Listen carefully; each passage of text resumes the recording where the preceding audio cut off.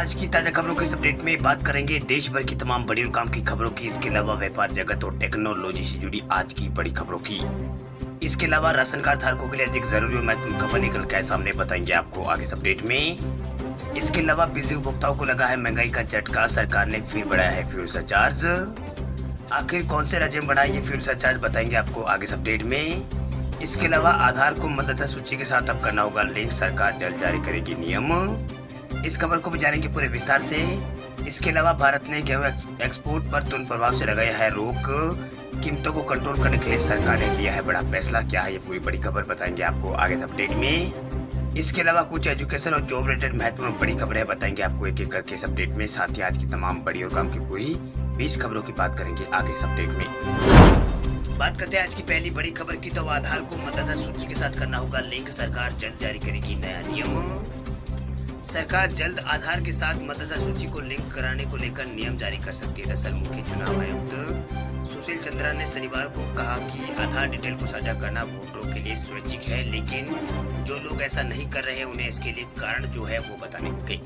भाई चंद्रा ने यह भी कहा है कि चुनाव पैनल ने 5 राज्यों में टीकाकरण अभियान विस्तार में अहम भूमिका यहाँ पर निभाई है, जहाँ विधानसभा चुनाव इसी साल मार्च में पूरे हुए। उन्होंने कहा है कि चुनाव आयोग में चुनाव की ड्यूटी में शामिल लोगों को कोरोना वायरस से सुरक्षित रखने में भी अहम भूमिका यहाँ पर अदा करने की है। वहीं पीटीआई के साथ एक इंटरव्यू में चंदा ने कहा है कि जो उनके कार्यकाल में 2 बड़े चुनाव सुधार हुए, उन्होंने बताया है कि इनमें 18 साल की उम्र होने पर साल में 4 तारीखों का प्रावधान और वोटर लिस्ट में डुप्लीकेट एंट्रीज कराने के लिए मतदाता सूची के साथ आधार लिंक कराना, ये 2 चुनाव सुधारों की तरफ। बात करते हैं अगली खबर की, तो भारत ने गेहूं के एक्सपोर्ट पर तुरंत प्रभाव से लगाई है रोक, कीमतों को कंट्रोल करने के लिए सरकार ने लिया है बड़ा फैसला। भारत ने गेहूं के एक्सपोर्ट यानी निर्यात पर बैन लगा दिया है। सरकार ने इस फैसले को तुरंत प्रभाव से लागू भी कर दिया है। आधिकारिक नोटिफिकेशन के मुताबिक भारत ने बढ़ती घरेलू कीमतों को नियंत्रित करने के उपायों के तहत गेहूं के निर्यात पर तत्काल प्रभाव से प्रतिबंध लगा दिया। हालांकि इसमें यह भी कहा गया कि भारत सरकार द्वारा किसी दूसरे देश की खाद्य जरूरत के लिए निर्यात की अनुमति यहाँ पर दी जाएगी। वही खबर के मुताबिक वो गेहूं निर्यात किए जा सकेंगे जिनका यहाँ पर ICLC जो है वो जारी है या फिर शिपमेंट के लिए तैयार है। वही सरकार ने गेहूं आटा की बढ़ती कीमतों के मद्देनजर एक अहम फैसला यहाँ पर लिया है। दरअसल वाणिज्य मंत्रालय ने इस संबंध में नोटिफिकेशन जारी किया। हालांकि निर्यात शिपमेंट जिसके लिए इस नोटिफिकेशन की तारीख को या फिर उससे पहले अपरिवर्तनीय ऋण पत्र जारी किए गए हैं, उनकी यहाँ पर परमिशन दी जाएगी। बात करते हैं अगली खबर की, तो व्हाट्सएप का नया फरमान, यूपीआई यूजर्स को दिखाना होगा कानूनी नाम। व्हाट्सएप ने उन यूजर्स को कानूनी नाम की पहचान करना शुरू कर दिया है जिन्होंने अपने ऐप पर यूपीआई आधारित भुगतान सेवा शुरू की हुई है।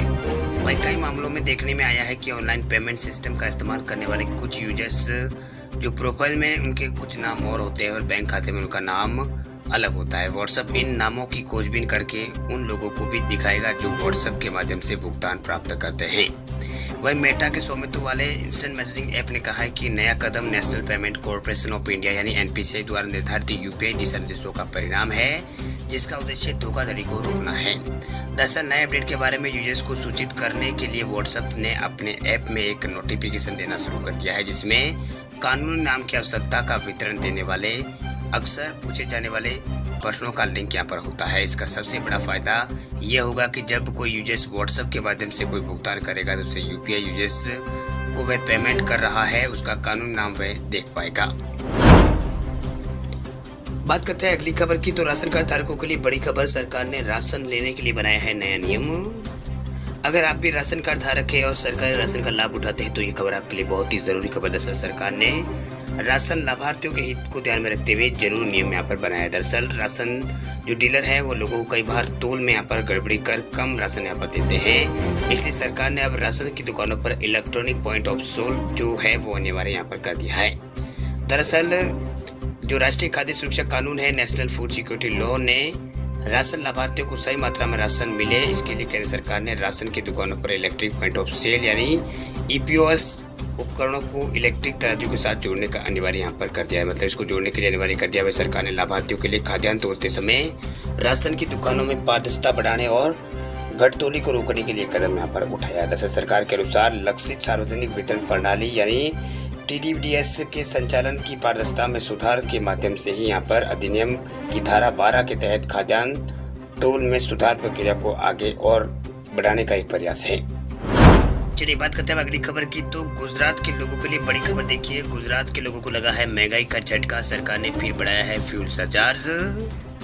गुजरात में जनता पर महंगाई का एक और अटैक हुआ। दरअसल राज्य सरकार ने ईंधन सरचार्ज में 20 पैसे बढ़ोतरी यहाँ पर की है, जो अब बढ़कर 2.5 रुपये कर दिया गया है, जो कि बिजली की खपत की हर यूनिट पर लागू होगा। वह गुजरात सरकार ने पिछले 5 महीनों में चौथी बार ये ईंधन सरचार्ज यहाँ पर बढ़ाया है। इस बढ़ोतरी से कृषि उपभोक्ताओं को छोड़कर सभी श्रेणियों के जो उपभोक्ता है उनका जो बिजली बिल है वो महंगा होगा। वह राज्य की ओर से संचालित गुजरात ऊर्जा विकास निगम लिमिटेड के मुताबिक सरचार्ज में ये बढ़ोतरी 1 मई से प्रभावी हो चुकी है और इससे यहाँ पर मई जून के बिजली बिल से वसूला यहाँ पर जाएगा। चलिए बात करते हैं अगली खबर की। तो आईसीआईसीआई बैंक और कैनरा बैंक ने आम आदमी को दी है खुशखबरी। एफडी पर ब्याज दर में की है बढ़ोतरी। फिक्स डिपॉजिट में पैसा लगाने वाले लोगों के लिए अच्छे दिन लौट आए। दरअसल तमाम बैंकों ने एफडी की ब्याज दरों में बढ़ोतरी कर दी है। वहीं कई बैंकों ने इंटरेस्ट रेट में 2 बार इजाफा यहाँ पर किया है। इस कड़ी में सार्वजनिक क्षेत्र के जो बैंक है उनमें कैनरा बैंक और प्राइवेट सेक्टर के बैंक आईसीआईसीआई बैंक ने भी जो एफडी की ब्याज दर है उसमें बढ़ोतरी यहाँ पर की है। वहीं दोनों बैंकों द्वारा ब्याज दरों में बढ़ोतरी से निवेशकों को अब उनकी जो एफडी है उसके ऊपर ज्यादा ब्याज मिलेगा। दरअसल कैनरा बैंक 2 करोड़ रुपए से कम की एफडी पर ब्याज दरों में बढ़ोतरी करने वाला लेटेस्ट बैंक बन गया है। वे बैंक की वेबसाइट के अनुसार कैनरा बैंक की एफडी पर बढ़ी हुई जो ब्याज दरें है वो 12 मई से प्रभावी होगी। वहीं कैनरा बैंक अब 7 से 45 दिनों के बीच मैच्योर होने वाली एफडी पर 2.9% की जो ब्याज है उसका पेशकश यहाँ पर करेगा। अब 180 दिनों से 269 दिनों में मैच्योर होने वाली एफडी पर ये बैंक 4.5% ब्याज यहाँ पर देगा। इसके अलावा आईसीआईसीआई बैंक ने 2 करोड़ रुपए से अधिक लेकिन 5 करोड़ रुपए से कम की एफडी ब्याज दरों में बढ़ोतरी की है। बदलाव के बाद अब बैंक 7 से 29 दिनों में मैच्योर होने वाले जमा पर 3% ब्याज ये बैंक प्राइवेट सेक्टर का जो बैंक है आईसीआईसीआई बैंक ये दे रहा है, जो पहले 2.75% था, यानी 2.75% था पहले। 30 दिन से 60 दिन में मैच्योर होने वाली एफडी पर ब्याज दर 3% थी, लेकिन अब ये 3.25 यानी 3.25% हो गई है। चलिए बात करते हैं अगली खबर की। तो राजस्थान रीट को लेकर बड़ी खबर देखिए। रीट एप्लीकेशन फॉर्म 2022 की लास्ट डेट बदली, अब 20 मई तक करें अप्लाई। माध्यमिक शिक्षा बोर्ड राजस्थान ने संशोधित रीट 2022 आवेदन पत्र की अंतिम तिथि के संबंध में एक नोटिस यहाँ पर जारी किया है। आधिकारिक अधिसूचना के अनुसार उम्मीदवार अब 20 मई तक रीट आवेदन पत्र 2022 भर सकेंगे और जमा करा सकते हैं।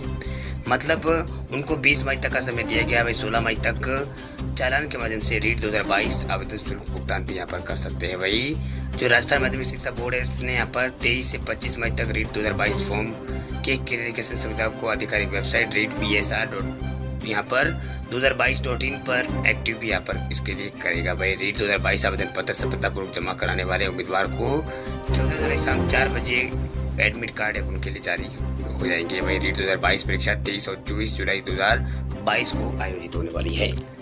बात करते हैं अगली खबर की। तो आरबीआई ने इस बैंक पर लगाई है पाबंदी, अब ग्राहकों को पैसा निकालने में होगी दिक्कत। भारतीय रिजर्व बैंक यानी आरबीआई ने बेंगलुरु स्थित सशुल्क सहायता सहकारी बैंक नियमितता पर कई तरह की पाबंदियां लगाने का ऐलान किया है। इससे आने वाले दिनों में इस बैंक के ग्राहकों की परेशानी जो है वो बढ़ सकती है। बैंक से पैसा निकालने की सीमा को लेकर आरबीआई की तरफ से कुछ लिमिटेशन भी यहाँ पर तय कर दी गई है। दरअसल आरबीआई ने कहा है कि बैंक बिना उसके मंजूरी के अब लोन नहीं दे सकता है, ना ही यहाँ पर जमा जो है वो स्वीकार कर सकता है। वही आरबीआई ने लोन रिन्यूअल पर भी पाबंदी यहाँ पर लगाई है। इसके अलावा आरबीआई ने बैंक से पैसे निकालने की लिमिट भी यहाँ पर तय कर दी है। आरबीआई ने कहा है कि जो इस बैंक के ग्राहक है वो अकाउंट से 5,000 रुपए से ज्यादा एक महीने में यहाँ पर नहीं निकाल सकते। वह आरबीआई ने अपने बयान में कहा है कि सभी बचत खातों, चालू खातों या फिर जमा खाताओं जो जमा करता हूँ उनको किसी भी यहाँ पर किसी भी दूसरे खाते से कुल राशि में से 5,000 रुपए ज्यादा राशि निकालने की इजाजत यहाँ पर नहीं दी जा सकती। इसके अलावा इस बैंक पर 6 महीने तक ये पाबंदियां जो है वो लागू यहाँ पर रहेगी। चलिए बात करते हैं अगली खबर की। तो पुरानी पेंशन योजना पर आया है सबसे बड़ा अपडेट। इस आधार पर मिलेगा ओपीएस का लाभ, सरकार ने दी है जानकारी।